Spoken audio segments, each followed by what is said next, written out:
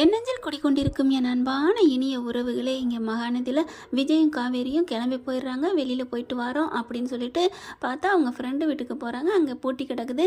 அதுக்கப்புறம் கேட்குறாங்க ஃபோன் பண்ணிவிட்டு, டேய் இப்போ தாண்டா வந்தேன், எனக்கு கொஞ்சம் நேரத்தில் வந்துடுறேன், நீ உள்ளுக்குள்ளே சாவி இருக்குது, போய் கேட்ட தாண்டி போய் ஜம்ப் பண்ணி போயிட்டு உள்ளுக்குள்ளே போங்கன்னு சொல்லிடுறாங்க. அதே மாதிரி காவேரி விஜயும் கேட்ட கதவு மேலே ஏறுறாங்க. ரெண்டு பேரும் ஜம்ப் பண்ணி குதிச்சிடுறாங்க. அப்புறம் கீழே போயிட்டு போயிட்டு எங்கே பூந்தொட்டிக்கில் வச்சுருக்கேன்னு சொன்னானே சாவியை அப்படின்னு சொல்லிட்டு பார்க்குறாங்க. கரெக்டாக மணல் போட்டு அழகாக ரோஜா செடி இருக்குது, அதுக்கு அடியில் வந்து புதைச்சி வச்சுட்டு போகிறாங்க சாவியை. அதை எடுக்கிறாரு. எடுத்துட்டு பாத்தியா எப்படி ஐடியா பண்ணி வச்சுட்டு போயிருக்கான் அப்படின்னு சொல்லிட்டு கதவை திறந்துடுறாங்க. கதவை திறந்துட்டு உள்ளார போயிடுறாங்க. போனதுக்கப்புறம் இங்கே அதை பார்த்துடுறாங்க. யாரா அது திருடைங்க அப்படின்னு சொல்லிட்டு அங்கே 2 கான்ஸ்டபிள் வர்றாங்க. வந்துட்டு அவங்களும் என்ன பண்ணுறாங்க, மேலே ஏறி ஜம்ப் பண்ணி தாங்க வர்றாங்க. வந்துட்டு பார்த்தா அவங்க கதவை சாத்தியிருக்கா. இவங்க 2 பேரும் உள்ளார போயிடுறாங்க. போயிட்டு வா சூப்பராக இருக்குங்க உங்கள் ஃப்ரெண்டு வீடு அப்படின்னு இங்கே காவேரி சொல்ல, அழகாக இருக்கும், சூப்பரான ஆள் தெரியுமா என் ஃப்ரெண்டு, என்ன சும்மாவா பாரு எப்படி அழகாக ஒவ்வொரு இடமும் சூப்பராக வச்சுருக்கானே அப்படின்னு சொல்லிட்டு ஒவ்வொரு இடத்தையும் ரசித்து பார்க்குறாங்க. சரிங்க வாங்க கிச்சனுக்கு போவோம் அப்படின்னு கிச்சனுக்கு போகிறாங்க. காவேரி பாரு வந்தோடனே சாப்பாட்டில் இருப்பா அப்படிங்கல. ஏங்க நீங்கள் வெளியில் சாப்பிட கூப்பிட்றேன்னு சொல்லி தானே கூட்டிகிட்டு போகிறேன் தானே கூட்டிகிட்டு வந்தீங்க, கடைசியாக நீங்கள் ட்ராக்கை மாற்றி உங்கள் ஃப்ரெண்டு வீட்டுக்கு வந்துட்டீங்க, அப்படி இருக்கல என்ன சாப்பாடுன்னு பார்க்க தானே வேணும் அப்படிங்கிறாங்களா. சரி சரி வா வா அப்படின்னு சொல்லிட்டு போகிறாங்க. போயிட்டு என்ன இருக்குன்னு பார்ப்போம் அப்படிங்கல. ஏங்க ஒன்றுமே இல்லை, ஃப்ரிட்ஜில் காய்கறிலாம் எல்லாம் இருக்குது, ஆனால் சமைக்கலையே. ஏங்க இங்கே பாருங்கள் சிக்கன் வச்சுருக்காரு, கோழி இருக்குது அப்படிங்கிறாங்க. அப்பா கோழியை பார்த்தோன்னா என் பொண்டாட்டிக்கு உசுரை பாரு அப்படின்னு சொல்லிட்டு இருக்கல. அப்படியே எடுத்து பார்க்குறாங்க. முழு கோழி உரிச்சு அழகாக வச்சுருக்காங்க. ஏங்க இதில் அப்படியே கடியை சுட்டுருவோமா, ஏண்டி சுடுறதுக்கெலாம் நமக்கு வேறு அடுப்பு வேணும், அது எல்லாம் வேணும்ல அப்படிங்கல. இல்லைங்க ஆசையாக இருக்குங்க அப்படின்னு காவேரி சொல்லையில் டைங் டைங் அப்படின்னு காலிங் பெல் அடிக்கிற சத்தம் கேட்குது. காவேரி என்ன பண்ணுறாங்க, ஆர்வத்தில் அப்படியே அந்த கோழியோட வர்றாங்க. வந்துட்டு கதவை திறக்கிறாங்க. பார்த்தா போலீஸை பார்த்தோன்னா, யார் நீங்கள், உங்களுக்கு என்ன வேணும் அப்படின்னு காவேரி கேட்க, யாரு நீங்களா, நாங்கள் யாருன்னு எங்களுக்கு தெரியும், நீ யார், எத்தனை நாளாக இந்த மாதிரி பழக்கம் வச்சுட்ருக்கீங்க, என்ன பண்ணிட்டுருக்கீங்க, இப்படி ஆள் இல்லாத வீட்டில் வந்துட்டு இந்த மாதிரி திருடிட்டு போக வந்தீங்களா. சார் அங்கே பாருங்கள் சார், கையில் முழு கோழி வச்சுருக்காங்க. ஏமா உயிர் தான் திருடிட்டு திருவாங்க, இப்போ நீங்கள் உள்ளுக்குள்ள இருக்க உயிரற்ற கோழியும் திருட வந்திருக்கீங்களா. ஹலோ சார் என்ன சார் நினச்சிட்டு இருக்கீங்க, நாங்கள் ஒன்றும் யார் வீட்லையும் திருட வரல அப்படின்னு காவேரி சொல்ல. அம்மா நிறுத்துமா, நாங்கள் தான் பார்த்துட்டோமே நீ திருடத்தான் வந்தேன்னு, நான் திருட வந்தேன்னு உங்களுக்கு யார் சொன்னது அப்படிங்கிறாங்க. நீ வந்ததை நான் பார்த்தனேம்மா, நாங்கள் எங்கெங்கே வந்தோம் நீங்கள் எங்கே பார்த்தீங்க, நீங்கள் தான் ஜம்ப் பண்ணி வந்தீங்களே நான் பார்த்தேனே, ஜம்ப் பண்ணி வந்தால் நான் திருட வந்தேன்னு அர்த்தமா. ஆமாம் நீ உண்மையிலே இந்த வீட்டுக்காரியாக இருந்தா சாவி போட்டு திறந்துல வந்திருக்கணும், அப்புறம் ஏன் ஜம்ப் பண்ணி வந்த அப்படின்னு கேட்க, ஐயோ சார் சாவி இல்லை சார் அதனால நாங்கள் ஜம்ப் பண்ணி வந்தேன் அப்படிங்கிறாங்க. அதுதான் ஏன் இல்லை, இங்கே வச்சுருந்தோம் சாவி எடுத்துகிட்டு திறந்துட்டு உள்ளார வந்துட்டோம் அப்படின்னு சொல்லையிலே விஜய் என்ன சத்தம் அப்படின்னு அங்கேருந்து வராரு. வாப்பா வா, உன்னையும் தான் தேடணும்னு நினச்சோம், எங்கே உங்களோட வந்து ஆளுன்னு கேட்க நினைக்கங்காட்டிலே நீயே வந்துட்டியா அப்படிங்கல. என்ன காவேரி என்ன பிரச்சனை, நம்ம 2 பேரும் ஜம்ப் பண்ணி வந்தோம்ல, வீர சாகச செயல் செஞ்சுட்டு அதை வந்து திருட வந்தோம்னு சொல்கிறாங்க, நீங்களே பதில் சொல்லுங்க பாஸ் அப்படிங்கிறாங்க. பார்த்தீங்களா அண்ணே சார் பாஸ்ன்னு சொல்லுது இந்த பொண்ணு, அப்போ இவன் தான் பாஸ் போல இருக்கு, இவனை பிடிங்க புட்டிச்சு ஒப்படைச்சிட்டோம்னா நமக்கு பதக்கம் அப்படின்னு 2 பேரும் பேச, யோ யார் நீ நடங்கயா, 2 பேரும் இந்த மாதிரி திருட வந்தீங்களா, இங்கே பாரு இவன் கையில் ஆப்பிள் வச்சுருக்கேன், ஏயா ஆப்பிள் திருட வந்தீங்களா. சார் ஆப்பிள் கோழி இதெல்லாம் திருடக்கா நாங்கள் அதுவும் கேட்டு வாசல் ஏறி ஜம்ப் பண்ணி வர்றோம் அப்படின்னு விஜய் சொல்கிறாங்க. அதுக்கப்புறம் போலீஸ்காரங்க 2 பேரும், அதெல்லாம் முடியாது, உங்களை நான் உள்ளுக்க கட்டி உரிச்சு தோலை உரிக்கணும், கிளம்புங்க நான் ஒரு வீர செயல் செய்ய போகிறேன், இந்த மாதிரி வீடு பூட்டி இருக்க வீட்டுக்குள்ள போந்து திருட வந்தீங்க அப்படி இப்படின்னு சொல்ல, ஓ அப்படியா சரிங்க நீங்கள் எங்களை கைது பண்ணலாம், நான் அந்த உங்கள் ஏரியா எது அப்படின்னு சொல்லிட்டு அவங்க நெஞ்சில் குத்தி இருக்கும்லையே அவங்க பேரை பார்க்குறாரு. ஓ இந்த பேர் தான் உங்கள் பேரா, சரி இந்த ஏசி யார் அப்படின்னு சொல்லிட்டு, அந்த அவர் தானே, அவர் யார், அவர் யாரோ இல்லை அப்படிங்கல. அந்த போலீஸ்காரங்க என்ன பண்ணுறாங்க, அவர் துறக்கண்ணு அப்படிங்கிறாங்க. ஓ துறக்கண்ணு என் ஃப்ரெண்டு என் நண்பன், எனது உங்கள் ஃப்ரெண்டா உங்கள் நண்பனா, ஆமாம் என் ஃப்ரெண்டு தான், நானும் அவனும் சின்ன வயசுலேருந்தே பழக்கம் தெரியுமா, அதனால நான் இப்போவே அவனுக்கு ஃபோன் பண்ணி இந்த மாதிரி எங்கள் 2 பேரும் இவங்க போலீஸ்காரங்க வந்து இந்த மாதிரி டார்ச்சர் பண்ணுறாங்கன்னு நான் சொல்கிறேன் அப்படின்னு ஃபோன் பண்ண போக, ஐயா சார் சொல்லிடாதீங்க சார், நாங்கள் யதார்த்தமாக தான் சார் வந்தோம், நீங்கள் ஜம்ப் பண்ணவும் நீங்கள் எவரோன்னு நினச்சிட்டோம், இது உங்கள் வீடு தான் எதுவும் சொல்லிடாதீங்க சார் ப்ளீஸ் சார் அப்படின்னு கெஞ்சுறாங்க. சரி பொழைச்சி போங்க அப்படிங்கிறாங்க. சார் உங்கள் ஏசிக்கிட்ட சொல்லி எனக்கு ப்ரொமோஷன் கொடுக்குறதுக்கு ஏதாவது என்ன என்னையா ப்ரொமோஷனா? நீங்கள் என்ன செயல் செஞ்சீங்க? வீர செயல் இல்லை, உங்களை நாங்கள் விட்டுட்டோம்ல, அதுவே பெரிய செயல் தானே அப்படிங்கிறாங்க. மரியாதையை ஓடி போயிருங்க அப்படிங்கிறாங்க. அப்புறம் கூட வந்த தனக்கு கீழே உள்ளவரை, யோ நீ போயா போயா அப்படின்னு சொல்லிட்டு மறுபடியும் வராங்க. தம்பி, என்னது தம்பியா? சார் அப்படிங்கிறாங்க. என்ன விஷயம் சொல்லுங்க அப்படின்னு விஜய் கேட்க, அந்த எனக்கு மட்டுமாவது கொஞ்சம் பதவி உயர்வு அப்படிங்கல இப்போ அப்படின்னு சொல்லிட்டு பார்க்குறாங்க. சரி சரி, ஓகே ஓகே, நான் என் ஃப்ரெண்டுக்கிட்ட சொல்கிறேன்.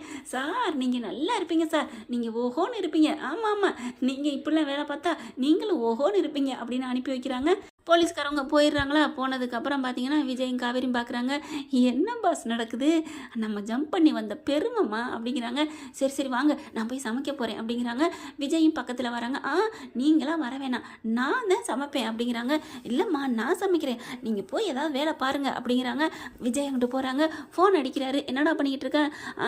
ஒன்றுமே வச்சுக்காம வெறும் எம்டியாடா போட்டு போயிருப்பேன். டேய் சமைக்கலான்னு இருந்தேன்டா, அர்ஜென்ட்டாக ஃபோன் வந்துட்டேன்டா, இதை வந்துட்டுருக்கேன்டா. அதெல்லாம் வேணாம், என் பொண்டாட்டி சமைக்க போகிறா, நான் அந்த போர் அடிக்குது அப்படிங்கல. டே நம்ம விட்டு ஆல்பம்லாம் இருக்குல்ல, எடுத்து பாடுறா, நான் அதை வந்துடுறேன்டா அப்படிங்கிறாங்க.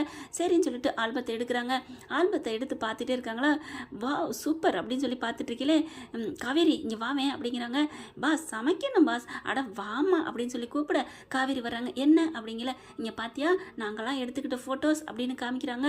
அப்படியே கொஞ்சம் கொஞ்சம் வயசு, சின்ன வயசு, அதுக்கு முன்னாடி வயசு, காலேஜ் படிக்கிற வயசு, எல்லாத்துலேயும் எடுத்த ஃபோட்டோ இருக்குது.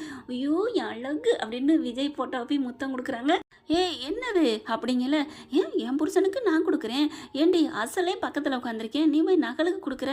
மாமா இருங்க மாமா, அந்த வயசில் இருக்க அழகு என் செல்லத்தை கொஞ்சம் மாதிரி வருமா அப்படின்னு போய் முத்தம் கொடுக்க, நல்லா இருக்குடி, நல்லா இருக்கு, காலமெல்லாம் கெட்டு போச்சு. என்ன மாமா அப்படிலாம் சொல்கிறீங்க? ஆமாம், நான் சொல்கிற பிட்டே எனக்கு நீ போட ஆரம்பிச்சிட்ட. என் செல்லங்கிற என் வயிறங்கிற, ரொம்ப தான் நீ கெட்டு போயிட்ட. அப்போ நீங்கள் என்ன செல்லம் வயிறோன்னு கொஞ்சிறீங்களே, அது கெட்டு போனக்கு அர்த்தமா அப்படிங்கல. ஐயோ அம்மா தாயே, நான் அப்படிலாம் சொல்லலாமா? நீ முத்தம் கொடுத்துக்கம்மா, இந்தம்மா கொடுத்துக்கோ, இது ஒரு பிரச்சனைன்னு நீ வந்து பஞ்சாயத்து போட்டு இழுத்துறாதான தாயி அப்படிங்கிறாங்க. அதுக்கப்புறம் பார்த்துக்கிட்டே இருக்கிறாங்களா. ஒன்றொன்னா கரெக்டாக வந்து ஸ்கூல் காலேஜ் ஃபங்க்ஷன் லாஸ்ட்டாக இருக்குது பார்த்தீங்களா. அந்த லாஸ்ட் டேயில் ஃபங்க்ஷன் கேக்கு வெட்டி எல்லாம் செலிப்ரேட் பண்ணுறாங்க. அதில் பார்த்தீங்கன்னா ரொம்பவே திக்காக லவ் பண்ணாங்க இல்லையா விஜயை. அந்த பொண்ணு பார்த்தீங்கன்னா அப்படியே டக்குன்னு அந்த கிஸ்ஸு கொடுத்த வாக்கில் இருக்குது. அதை ஃபோட்டோ எடுத்துடுறாங்க. அதை பார்க்குறாங்க. அப்படியே முறைக்கிறாங்க. ஹலோ மாமா பாஸு இங்கே வாங்க அப்படின்னு கூப்பிட, என்னடா இது யார் அப்படிங்கிறாங்க. இது யாருன்னா உன் மாமாடி, இங்கே உங்களுக்கு கன்னத்தில் பச்சக்குன்னு கொடுத்துட்ருக்காளே அவள் யார்? ஐயோ பார்த்துட்டாலா இந்த ஃபோட்டோவை இவன் என்னம்மா வச்சுக்கிட்டு இருக்கான், எனக்கு ஒரு வில்லங்கத்தை ஏற்படுத்துறதுக்குன்னே இந்த ஃபோட்டோ வச்சுருக்கானே. ஐயோ முருகா, நான் என்ன பதில் சொல்லுவேன் சொக்கா அப்படின்னு பார்க்குறாங்க. சொல்லுங்க, இந்த ஃபோட்டோ யார்? ஏம்மா காலேஜில் சில பல பெண்கள்லாம் நம்மளை பற்றி பெருமையாக லவ் பண்ணியிருக்கலாம், சைட் அடிச்சிருக்கலாம், எதுவெல்லாம் நடந்திருக்கலாம். அதுக்காண்டி நீ இப்பெல்லாம் பேசக்கூடாது காவேரி, நீ மாமாவை சந்தேகப்படலாமா அப்படிங்கிறாங்க. நான் எப்போவுமே தில்லாக இருப்பேன், ஒன்று லவ் பண்ணேன், அதுவும் போயிடுச்சு, நான் நல்ல சுத்தமானவேம்மா அப்படிங்கல. மறுபடியும் கோவிக்கிறாங்க. கோவமாக பார்க்குறாங்க. டே என்னடா மறுபடியும் கோவிக்கிற? நீங்கள் இப்போ சொன்னதுக்கு தான் எனக்கு கோவம் வருது, அந்த பொண்ணு முத்தம் கொடுத்ததுக்கெலாம் நான் கோவிக்கலை அப்படிங்கிறாங்க. என்ன நான் சொன்னேன்? ஒன்று லவ் பண்ணேன், அதுவும் போயிடுச்சுன்னு சொன்னீங்களே. ஆமாடா வெண்ணிலா லவ் பண்ணேன், போயிடுச்சு, அதான். அப்போ அவளை மட்டும் தான் நீங்கள் லவ் பண்ணீங்களா? இப்போ நீங்கள் என்ன லவ் பண்ணலையா? ஐயோ சாமி மாட்டிக்கிட்டியாடா, அம்மா தாயே அப்படிங்கல.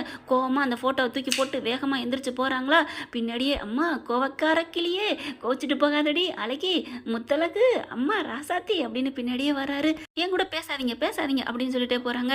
நில்லடி அப்படின்னு சொல்லி இழுத்து பிடிச்சி அப்படியே நெஞ்சோட கட்டி பிடிச்சிக்கிறாங்க. இப்போ என்ன நடந்துன்னு போயிட்டுருக்க? என்ன அப்படிங்கல. இல்லை நீங்கள் ஒன்று லவ் பண்ணேன்னு சொல்லிட்டீங்களா, அப்போ என்ன நீங்கள் லவ் பண்ணவே இல்லை. ஏய் நான் போன லவ்வை சொன்னேன்டி, லவ் என்னை விட்டு போயிடுச்சுல, அந்த லவ்வை தான் நான் சொன்னேன்.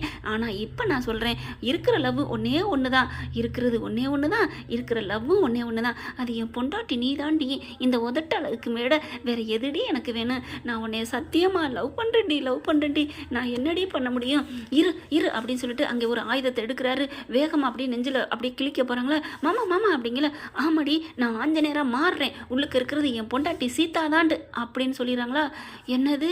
ஐயோ மாட்டிக்கிட்டேன்னா, தாயே அவள் சீதா தான் அம்மா இருக்குன்னு காமிச்சார்லே ஆஞ்சநேயர், அதே மாதிரி என் பொண்டாட்டி காவேரி தான் இருக்கா அப்படின்னு காமிகளான்னு கிழிக்க போனேன்னு சொல்ல வந்தேன்டி. அம்மா தாயே என்னை மன்னிச்சிருடி, நீ தாண்டி என் நெஞ்சில் இருக்கிற, விடு நீ நம்ப மாட்டே அப்படின்னு சொல்லிட்டு லைட்டாக அப்படி முனையை வச்சிடறாரு. கீறி இருதுங்க அப்படியே.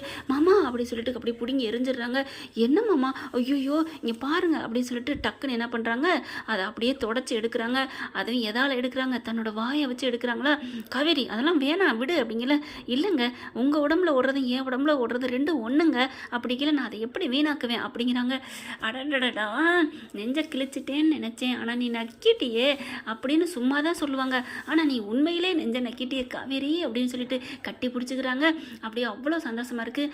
அப்பாடா அந்த ஃபோட்டோ விஷயத்தை மறந்துட்டா அப்படின்னு நினச்சிட்டு இருக்கலே, அப்படியே பாம்பு படம் எடுக்கும் பார்த்தீங்களா, பட்டாருன்னு நிமிர்றாங்க. அப்படி ஏம்மா ஏன் நிமிர்ற, படுத்துக்கோ படுத்துக்கோ சாஞ்சுக்கோ அப்படின்னு தலையை பிடிச்சி அமுக்குறாரு. ஆனாலும் பார்த்தீங்கன்னா தலையை நிமுக்குறாங்க. டே மாமா அந்த ஃபோட்டோவில் இருக்குது யார், எனக்கு சொல்லி ஆகணும், எனக்கு சொல்லு அப்படிங்கிற. ஆஹா ஆரம்பிச்சிட்டாலே. அம்மா தாயே அது என்னோட கேர்ள் ஃப்ரெண்டுமா, ஃப்ரெண்டுன்னு சொல்ல முடியாது, என் கூட படித்த பொண்ணுமா அப்படிங்கிறாங்க. படித்த பொண்ணு எப்படி கிஸ் கொடுத்தா எனக்கு தெரிஞ்சாகணும் அப்படின்னு சொல்லிட்டு செம்ம காண்டாகிறாங்க. உங்கள் ஃப்ரெண்டுக்கு ஃபோனை போடுங்க அப்படிங்கிறாங்களா. ஐயோ என்ன சொல்லி தொலைக்க போகிறேன்னு தெரியலையே. சரி விடு விடு ஃபோனை போடுறேன், ஃபோன் தானே போடணும் விடு அப்படின்னு சொல்லிட்டு ஃபோனை போடுறாங்க. டே அப்பா சாமி நாரதா எங்கேப்பா இருக்க அப்படின்னு கேட்குறாரு. என்னது நாரதாவா, என்னடா சொல்கிற, ஒன்றும் இல்லைப்பா, ஏன்னா ஸ்பீக்கரில் இருக்குது, ஸ்பீக்கரில் போட்டு எதுவும் நீங்கள் போட்டு கொடுக்கக்கூடாது, என் முன்னால் தான் நீங்கள் பேசணும், பேசுங்க அப்படிங்கிறாங்களா. டே நாரதா நீ எப்படா வருவ, சீக்கிரம் வாடா, இதை வந்துக்கிட்டு இருக்கேன்டா அப்படிங்கிறாங்க. என்னடா விஷயம், என்னடா எதுவும் மாட்டிக்கிட்டியா, என்னது மாட்டிக்கிட்டீங்களா, அப்போ அவர் எதுவும் தப்பு பண்ணாரா மாட்டுறதுக்கு, இல்லை அவன் பதட்டத்தோடு பேசுகிறானே ஏதாவது வாயை கொடுத்து மாட்டிக்குவான், அதைத்தான் சிஸ்டர் கேட்டேன் அப்படிங்கிறாரு அவங்க ஃப்ரெண்டு. அதெல்லாம் இல்லை, அதெல்லாம் முடியாது, நீங்கள் வர்றீங்க உங்ககிட்ட முக்கியமான ஒரு கேள்வி கேட்கணும் அப்படின்னு சொல்கிறாங்க. இல்லைப்பா இல்லை தங்கச்சி நீங்கள் இப்போவே கேளுங்க நான் பதில் சொல்கிறேன் அப்படிங்கிறாங்களா.